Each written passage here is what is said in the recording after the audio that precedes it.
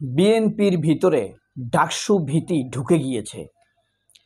নির্বাচন কেন্দ্রিক বিএনপির সর্বস্তরে এখন ডাকসু চিন্তা, ডাকসুর ভয়। ভয়টা কি জানেন?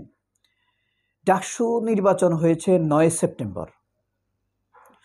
আগস্ট মাসের 22 তারিখে পিনাকি ভট্টাচার্য এবং 24 তারিখে ইলিয়াস হোসাইন, এদের যে ডেসপারেট কথা এবং বিএনপির ভিতর থেকে যে তীব্র অ্যাকশন হয়েছে, এই অ্যাকশানে বিএনপি চরমভাবে পরাজিত হয়েছে। ডাকসু ইলেকশনে নয়, শুধু নৈতিকভাবে পরাজিত হয়েছে। সেটা হলো এই, পিনাকি ভট্টাচার্য যখন তার ফেসবুকে লিখেছে যে ঢাকা ইউনিভার্সিটিতে শিবিরের ভূমিধস বিজয় হবে, যেটা কেউ কল্পনাও করতে পারে না, এমনকি এটা শিবির নিজেও ভাবতে পারতেছে না।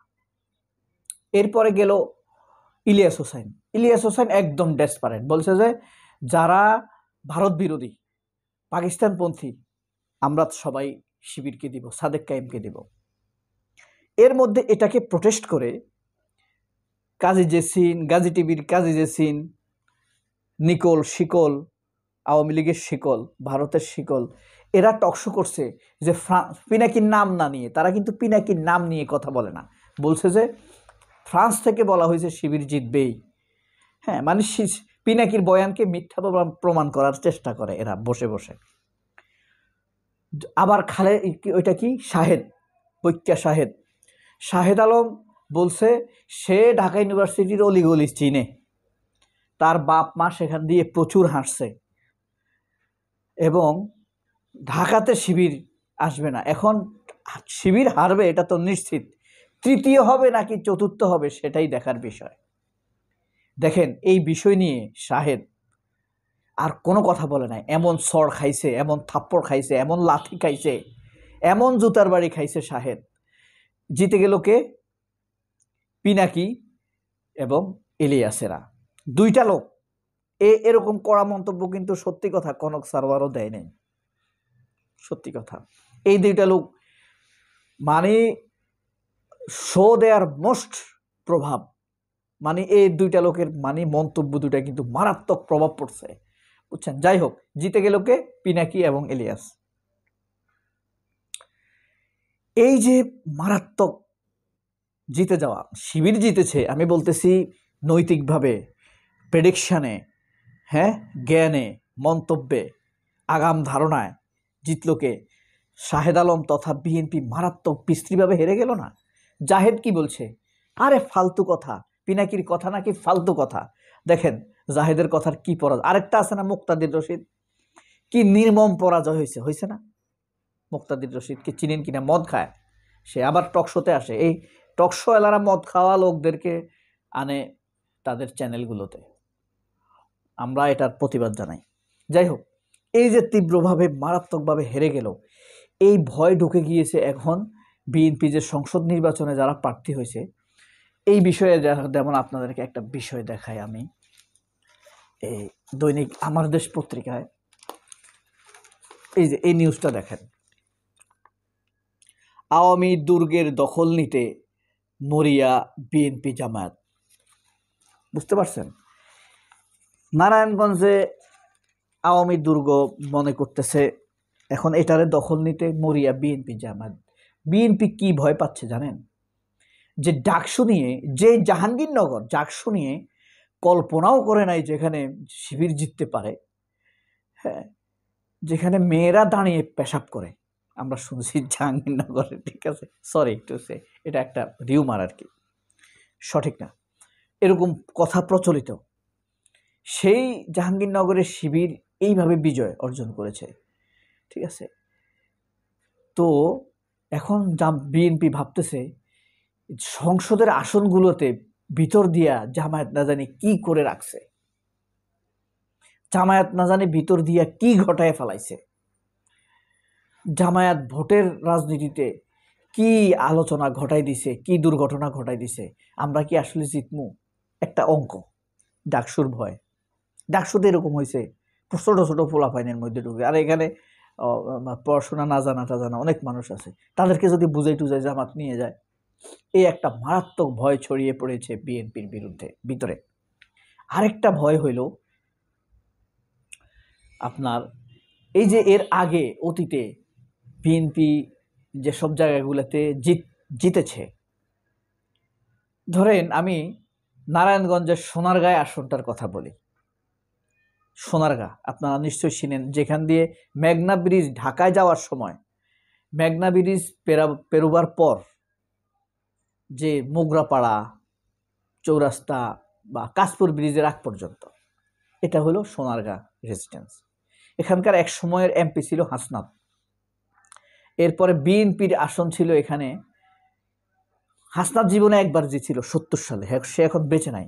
রেজাউল করিম, অধ্যাপক রেজাউল করিম বিএনপির মুক্তিযোদ্ধা মন্ত্রী ছিল, আপনারা নিশ্চয়ই চিনেন। খুবই সুদর্শন, তবে একটু বেইমান প্রকৃতির, ঠিক আছে। সংস্কারবাদী, খালেদা জিয়ার বিরোধী, মান্নান ভূঁইয়া পন্থী,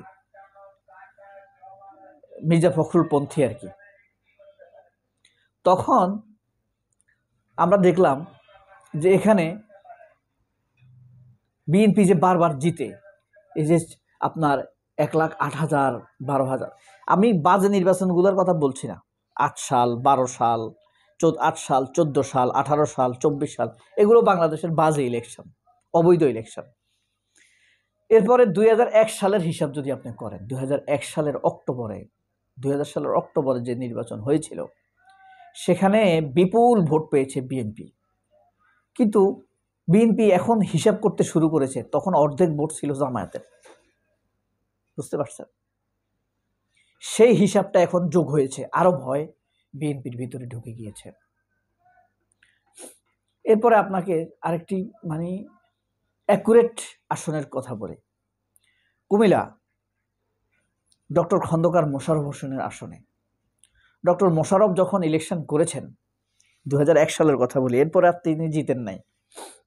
সেখানে মোশাররফ 1,46,000 ভোট পেয়েছে, ঠিক আছে। কিন্তু সেখানে উপজেলা ইলেকশন হয়েছে না, সেখানে জামায়াত 86,000 ভোট পাইছে, বুঝেন? তাহলে জামায়াতের ভোট কত হইতে পারে এখানে? এখন তো আর জামায়াতের ভোট তারা পাবে না। এই আতঙ্কে ভয়ে তারা সিনক্রোনাইজ খিচে গিয়েছে, তাদের রাজনৈতিক খিচুনি শুরু হয়ে গিয়েছে। ডাকসু ভয়, ডাকসু আতঙ্কে বিএনপি।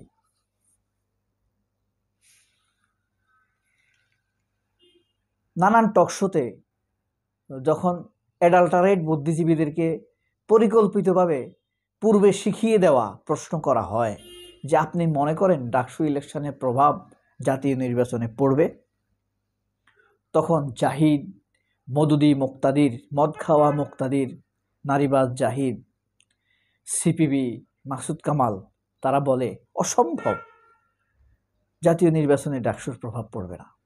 এটা বলে তারা প্রমোদ গুণে নিজেদেরকে সান্ত্বনা দেয়। আসলে যা ঘটার ঘটে গিয়েছে, যে ভয় পাওয়ার সে ঠিকই ভয় পাচ্ছে। আজকে দৈনিক আমার দেশ পত্রিকার প্রধান শিরোনাম, শেখ পরিবারে আয়েশে। শেখ পরিবার খুব আরামে আছে, কিন্তু বিপর্যস্ত তৃণমূল আওয়ামী লীগ। ভারতে বসে বুলি আওড়িয়ে লাভ নেই, ক্ষুব্ধ আওয়ামী লীগ কর্মী। ব্যর্থ কর্মসূচিতে নেতাকর্মীরা হতাশ হচ্ছেন। শান্তিপূর্ণ জীবনযাপন করলে কারো বিরুদ্ধে প্রশাসনের হিংসাত্মক হওয়ার কথা নয়। নিক্সন বাহিনী বৃহত্তর ফরিদপুরে নাশকতা চালায়। নিক্সন ওই যে ডিসিকে দেখে নেওয়ার হুমকি দিছে 24-এর ইলেকশনের আগে। বিএনপির মনোনয়ন নিয়ে তৃণমূল দ্বন্দ্ব, স্বতন্ত্র প্রার্থী হতে চান অনেকেই। এই যে এতক্ষণ যে একটা আলোচনা করলাম, ডাকসুর আতঙ্কে বিএনপি কি ঘটিয়ে রেখেছে জামায়াত ভিতর দিয়ে। তারপরে আছে বিদ্রোহী প্রার্থী। বাংলাদেশের গণতান্ত্রিক উত্তরণ সহ স্বার্থ সংশ্লিষ্ট বিষয়ে আলোচনা। 24-এর গণ অভ্যুত্থানকে জুলাই বিপ্লব লেখার নির্দেশ হাইকোর্টের। হাইকোর্ট নির্দেশ দিয়েছে 24-এর গণ অভ্যুত্থানকে কি বলতে হবে? বিপ্লব বলতে হবে। প্রধান উপদেষ্টা বললেন, শান্তিপূর্ণ নির্বাচনের জন্য সামরিক বাহিনীর সহায়তা প্রয়োজন। আজকে কিন্তু তারেক রহমানের জন্মদিন, ঠিক আছে। আমরা তাকে শুভ জন্মদিন জানাই, আর আল্লাহর কাছে দোয়া করি তারেক রহমানের দ্বারা যেন হাসিনার মতো আর এই দেশে কোনো ক্ষতি না হয়। ইসির কাছে নানা দাবি বিএনপি, জামায়াত, এনসিপির। রোজ গার্ডেন কেনায় রাষ্ট্রের ক্ষতি ৩৩২ কোটি টাকা। রোজ গার্ডেন কিনেছে আওয়ামী লীগ। এখানে আওয়ামী লীগের প্রতিষ্ঠা হয়েছিল ১৯৫৩ সালের ২৩শে জুন।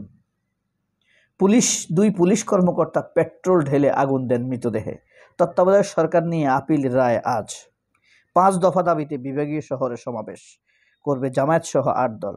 অক্টোবরে সড়কের মৃত্যুদণ্ড বেড়েছে ৬%। বিআরবিকে ১৮০ কোটি টাকা কর সুবিধা প্রদান, কর্মকর্তার পদোন্নতি। এই ছিল আমাদের দেশের প্রধান প্রধান শিরোনাম। সবাই আল্লাহ ভালো রাখুক সবাইকে। আমার এক ভিডিও যিনি দেখেন তিনি বলেছেন এটা বলা নাকি হারাম। আল্লাহ আপনারা অনেক ভালো থাকবেন এটা বলা যাবে না। তিনি বলেছেন আল্লাহ আপনাদেরকে ভালো রাখুক, এভাবে বলতে হবে। আল্লাহ হাফেজ, আসসালামু আলাইকুম।